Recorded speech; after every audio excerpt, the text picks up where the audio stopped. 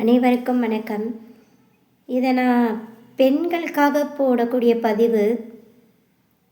பெண்கள் இப்பொழுதெல்லாம் தேவையற்ற வார்த்தைகள் பேசுவதிலும் கவர்ச்சியாகவும் தவறாக செயலில் ஈடுபடுவதும் அதிகமாயிடுச்சு. இதனால் நல்ல பெண்களுக்கும் சேர்த்து பாதிப்பு வந்துருச்சு.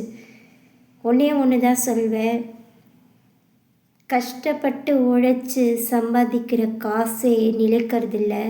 தவறான வழியில் சேர்க்கும் பணம் மட்டும் எப்படி நிலைக்கும்? உங்கள் கவர்ச்சியையும் அடைக்குறையுமான ஆடையும் நீங்கள் ஆடக்கூடிய கேவலமான ஆட்டமும் ஒரு நாளும் பயன் தராது. நீங்கள் உலகத்துக்கே பிரபலமாக தெரியலாம், நீங்கள் பணம் காசு சேர்க்கலாம், உங்களுக்கு 1008 உறவுகள் இருக்கலாம். ஆனால் இதெல்லாம் என்றைக்குமே நிலையானது இல்லை. ஒரு பெண்ணிற்கு அழகு என்ன தெரியுமா? ஒரு பெண் அறிவாக இருக்கிறதும், சிந்திக்கும் திறமை இருக்கிறதும், தனித்துவமாக இருக்கிறதும்.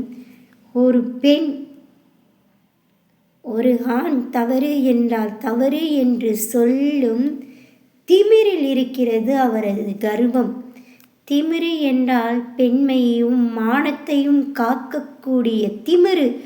அதிலிருந்து வரக்கூடிய கர்வமான ஒரு சொல்லில் தான் இருக்கிறது பெண்மை.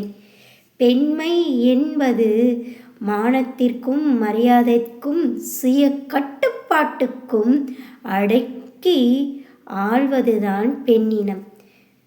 பெண்ணிற்கு கர்வம் எதில் இருக்கிறது என்றால் அவளது கருப்பை பாதுகாப்பதில் தான் இருக்கிறது. அவள் மானத்தை விட சிறந்தது வேறு எதுவுமே இல்லை. ஆடை எதுக்கு அணுகிறோம் என்பதை யோசித்து பாருங்கள்.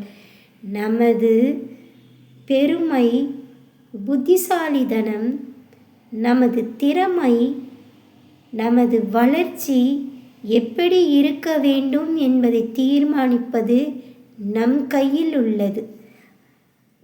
ஒரு பெண்களும் இதை யோசித்து பாருங்கள்.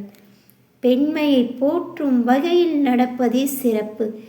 பெண்ணினத்திற்கும் பெண் என்ற சொல்லிற்கும் உரிய மரியாதையுடன் நடப்பதே பெண்ணினத்திற்கு தனித்துவம் என்பதை மறந்துவிடாதீர்கள்.